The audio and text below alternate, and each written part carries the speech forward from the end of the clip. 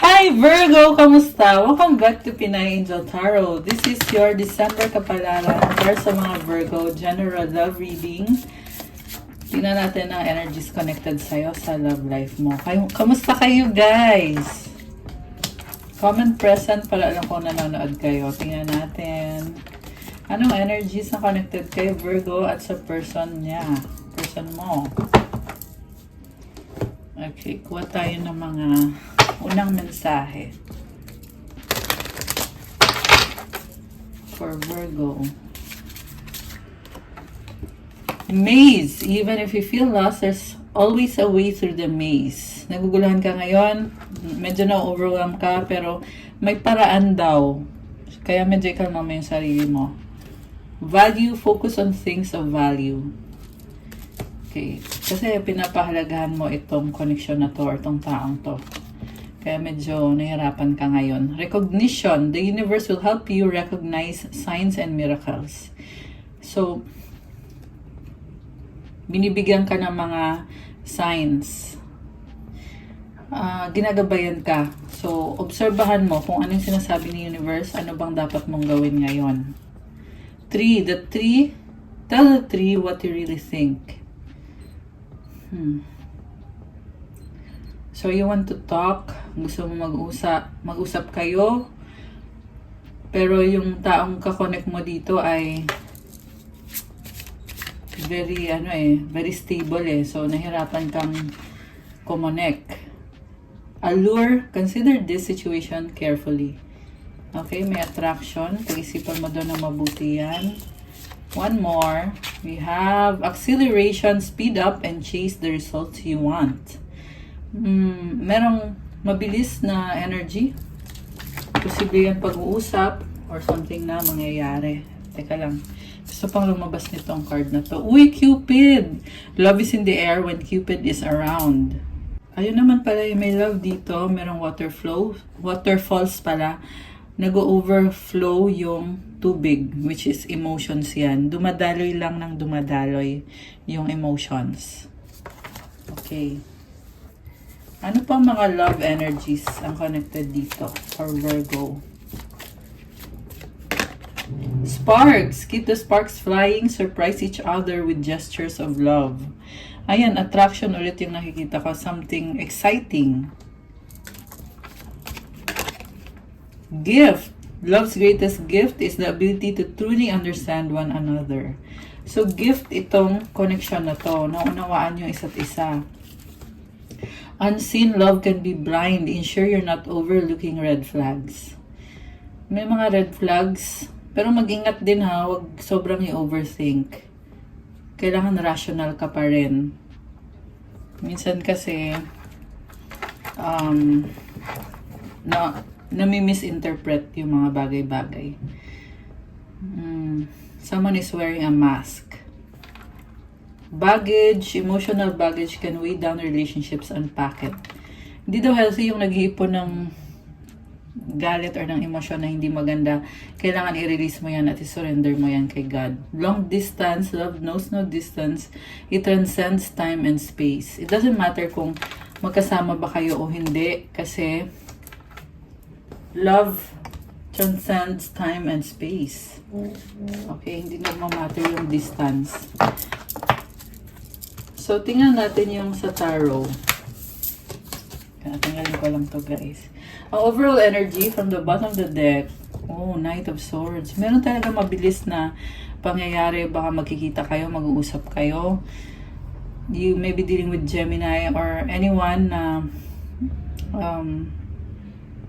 mabilis yung energy. Air sign, Gemini, Libra, Aquarius. Meron daddy issues tong taong to. Ibig sabihin, meron siyang trauma from the past na dinadala niya sa connection nyo.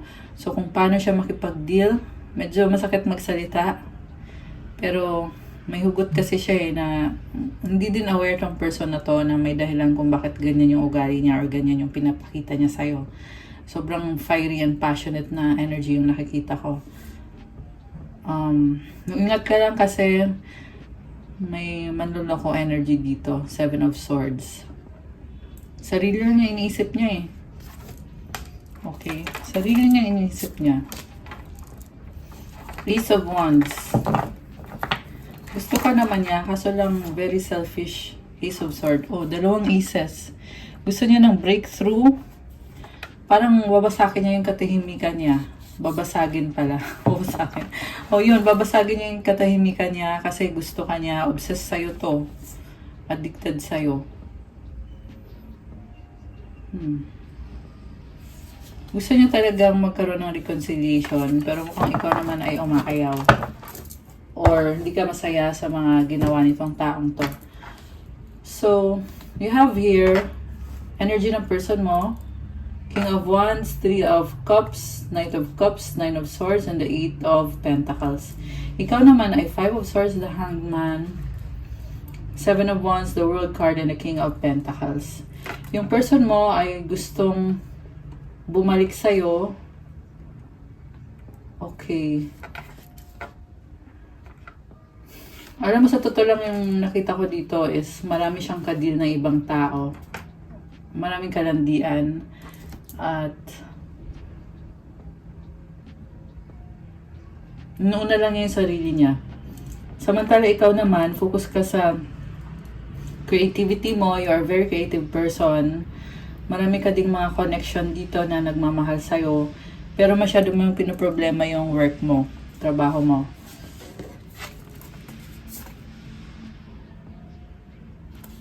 So, merong kang worry dito eh. Merong something na iniisip mo na talagang gumugulo sa isip mo, Virgo. And I feel like it's self-sabotage. Okay? And then, feeling mo kasi talo ka sa sitwasyon nyo. Kaya parang, nag-isip ka kung tama ba yung decision mo na siya yung pinili mo or pinapasok mo siya sa buhay mo. Nasasaktan ka eh. Parang ikaw yung nasisisi. Parang ikaw yung laging mali. The world.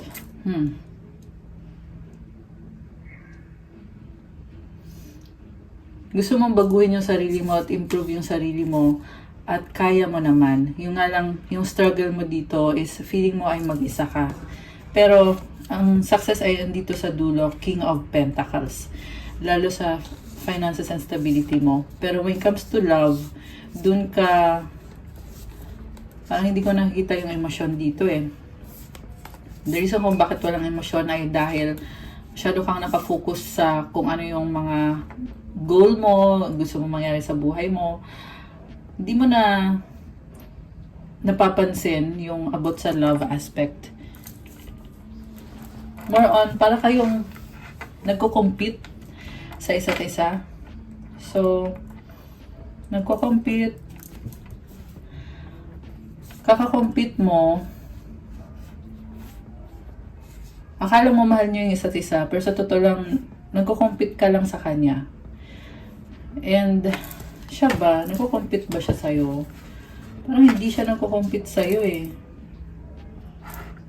Ka lang, Virgo. Tingnan ko ha. Ang ginagawa ng person mo ay ini-enjoy lang niya yung life niya. Yun nga lang, maraming tao sa paligid niya. So, I feel like yan yung problem eh. Pagsiselos. Kasi mukhang very charming din tong taong to. Ayan, I see someone na makukuha niya kung anong gusto niya. Baka may history na din kasi to na may ibang babae, may ibang person. Ayan, babae man o lalaki. May other person siya. Kaya, medyo doubt ka sa trust na binibigay ng taong to sa'yo. And,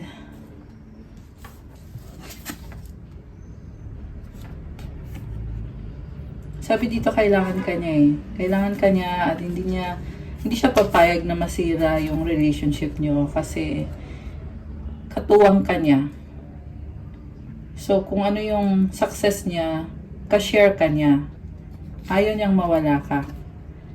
Alam niya na marami pa kayong hindi na pag-usapan. Hindi niyo pa totally na pag-usapan. Oh, nalaglag yung Knight of Cups. Kailangan ka niya talaga. Yun yung sinasabi sa akin dito, guys. Yung nga lang medyo selfish yung nakikita ko sa person mo kasi dahil nga sa kailangan ka niya,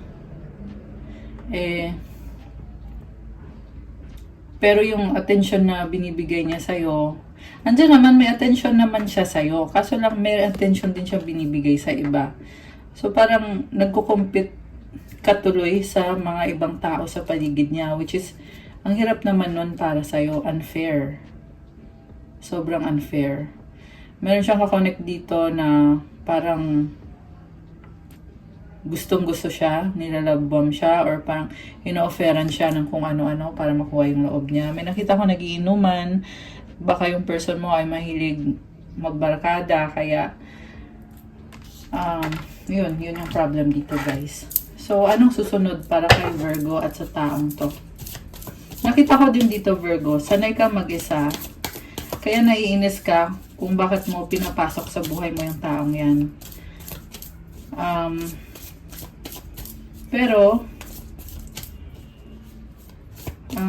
sinasabi naman dito na gusto ka niyang tulungan. Gusto ka niyang tulungan at suportahan. Gusto niya magbigay ng happiness sa'yo. Pero may sarili din siyang problema, lalo na connected sa kaperahan niya. So, more on, alam mo, sa totoo lang yung nakita ko dito, pagsiselos, na medyo may pagka-immature. So, hindi ko kayo ginajudge, guys, ha. Baka naman mature naman talaga kayo. Pero, yung lumabas lang ngayon sa reading is parang immature yung energy. Okay. So, 5 of Pentacles. Ginosting ka ba niya? Oh my goodness. Crossed by the Tower. So, dahil nga pakiramdam mo ay binabaliwala ka niya, tinitake for granted ka niya, may nakita kong konfrontasyon, ayan, nakasabi ka ng mga salitang hindi magaganda. Pero at the end of the day, hihintayin mo pa rin siya, isi-stress mo na naman. Isi-stress mo na naman kasi nagkaroon na nga kasi ng third party, mukhang paulit-ulit na tong third party na to. Yung iba sa inyo, guys, hindi third party but problem sa ugali. Take it how it resonates. Okay? Minsan kasi nasasabi ko talaga third party. Pero pwede din kasi yan family, barkada, trabaho. This can really be anything na kumukuha ng attention ng person na ka-deal mo. Alam mo, Virgo, nakita ko dito, kahit andyan yung problem sa inyo, you will come out victorious. 7 of Cups. Maraming nagbubukas na opportunity para sa'yo. Lalo na pag isinantabi mo muna yung problem mo sa taong to at nag-focus ka sa sarili mo, sa achievements mo. You will reach many achievements or you will reach many goals in your life. At marami kang natututunang lessons. Oh, ayan, Queen of Wands, ang ganda na energy mo. Grabe. Virgo, don't give up. You are a great manifestor. Alam mo kung bakit nakukuha mo yung manifestation mo? Kasi talagang ina-appreciate mo lahat ng blessings na pumapasok. Kaya sa universe talagang tumutulong din sa'yo. Pinupush ka na binibigyan ka ng confidence. Yung iba sa inyo, guys, may nasabing hindi maganda. May nasabing hindi maganda. Na-judge ka. Okay, teka lang ha. Tingnan natin. Na-misinterpret ka, tapos parang sinipa ka na lang bigla.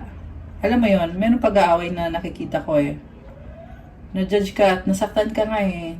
Naiyak ka nga dito, Virgo eh. Pero sa dulo, ganda yarn. You redeemed yourself.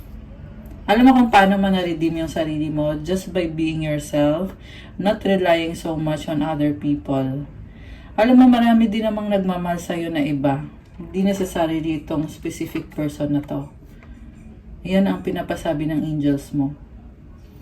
Kung hindi mo nakuha yung loob ng isang tao, tumingin-tingin ka sa paligid mo, may iba pa dyan na binavalue ka, yung totoong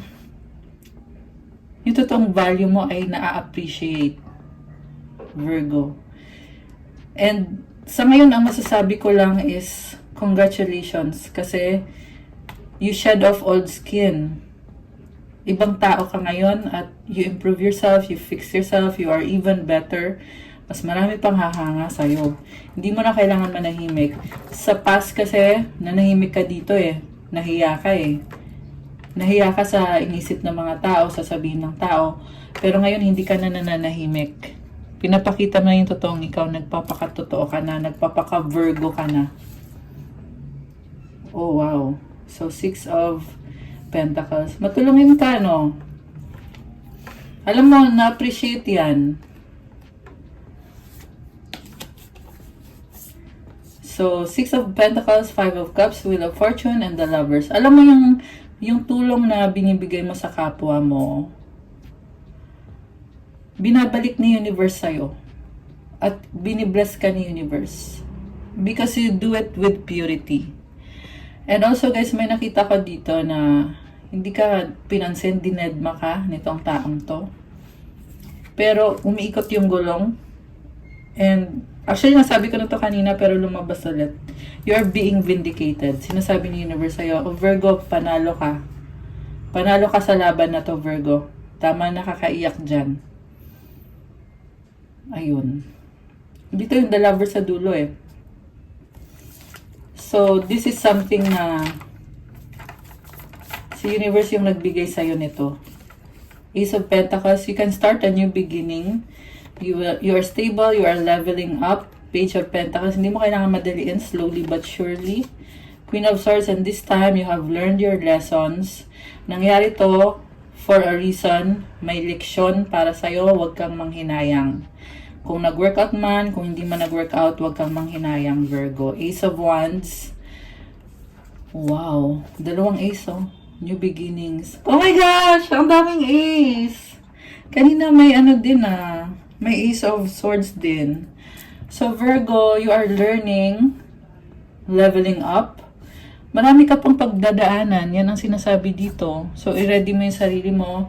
Siguro, ang advice ko lang, just enjoy the journey. Okay? Enjoy mo yung journey mo kasi ang daming, oh, ayan, oh, Ace of Swords. Ito yung sinasabi ko kanina.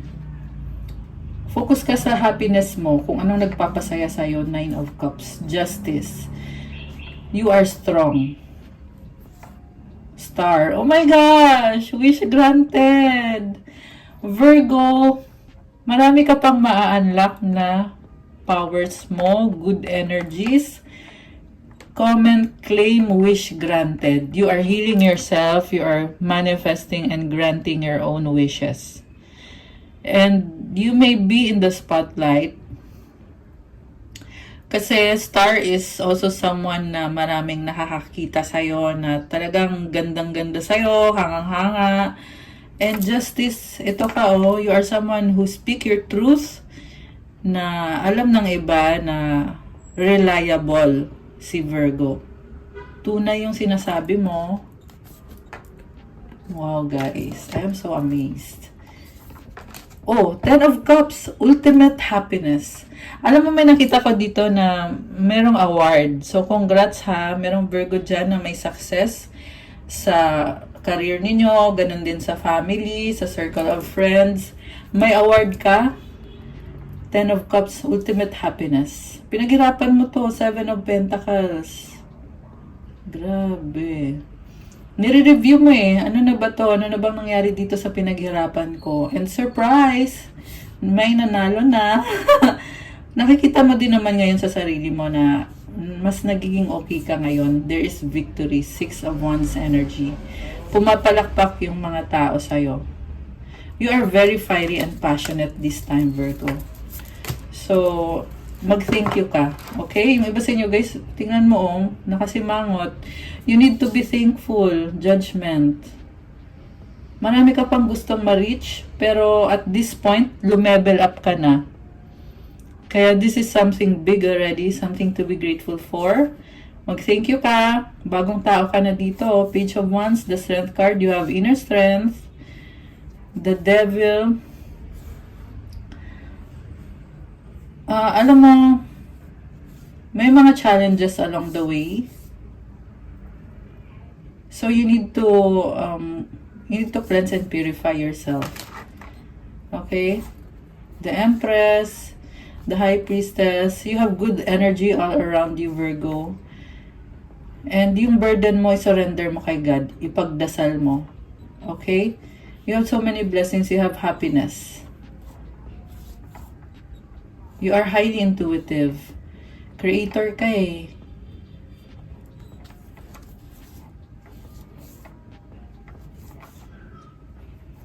Alam mo, may mga frustration ka. May mga frustration ka.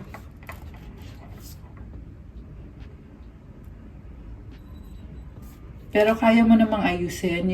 You can change your life, change your situation, you will be happier. Magiging happier ka. Looking for greener pastures. Alam mo yung sinasabi dito, Virgo, yung mga challenges mo, binabalik sa'yo ni universe, pinapalakas ka lalo. Huwag kang manghinayang sa mga challenges mo. Okay?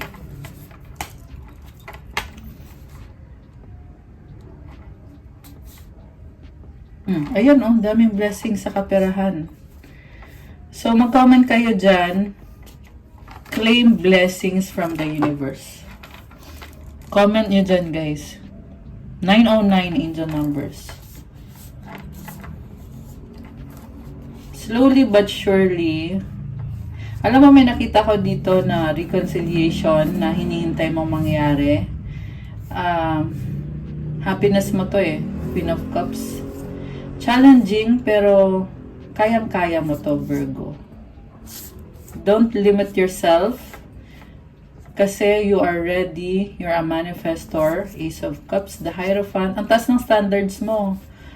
You can take care of yourself. And sa dulo, there is transformation. Focus muna sa self mo. Kasi there will be transformation. Ayan. Grabe. Intense na reading ni Virgo ah. Tingnan natin ang mensahe galing sa Moonology messages. Okay. Ano mensahe po para kay Virgo this time?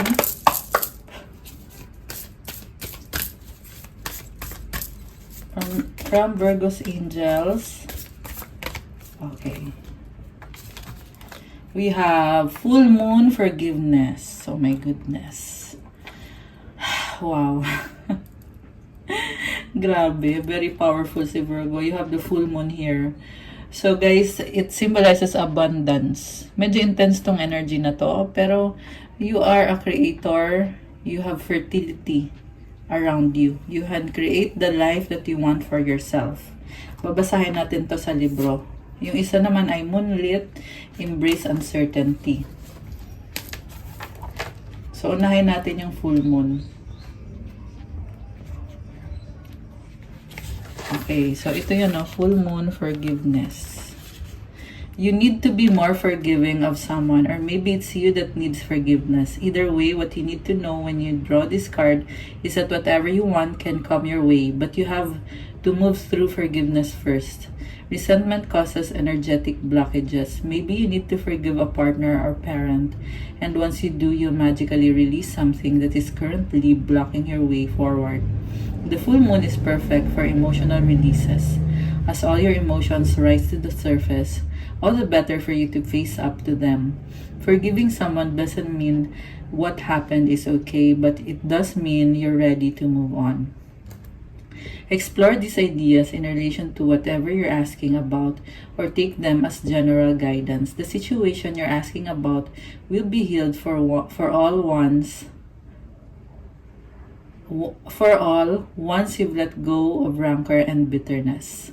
There are no guarantees as to the outcome, but forgiveness will be a step in the right direction, and either way, you will feel better. Additional meanings for this card: don't get too crazy. Release resistance. It's time to move on. It's the peak of your situation. Breathe through dramas. About this symbol, life hardly gets any crazier than it does at a supercharged full moon. Get out under the moonbeams, soak it up, but remember to breathe through any emotional explosions. Virgo, kailangan ng kapatawaran dito. Pag ginawa mo yung kapatawaran, i-release mo yung sarili mo sa blockages. Take time to meditate para ma-uncover mo ano ba talaga yung nangyari, anong ginawa mo na dahilan kung bakit nangyari yung mga bagay-bagay, anong dapat mong baguhin sa sarili mo, at bakit ka nasaktan sa ginawa ng taong involved dito.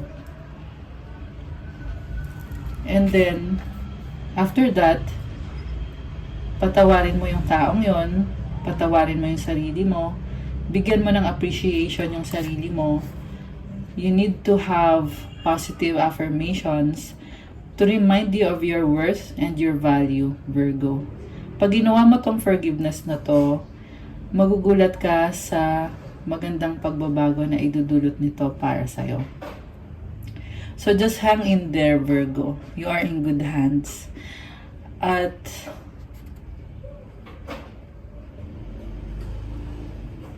panahon na daw ngayon para mag-move on. So isa puso mo yung pag-move on. And take time to do breathing exercises as well. Okay, so that's all for your kapalaran for December, mga Virgo. Thank you so much for watching. I love you guys. Subscribe and hit the notification bell. Sa mga nangangailangan ng gabay, you can book a private reading. Tingnan niyo po sa description box. Nakalagay dyan yung mga contact details. I love you, Virgo. I'll see you again soon. God bless you all. Stay safe. See you again soon. Bye!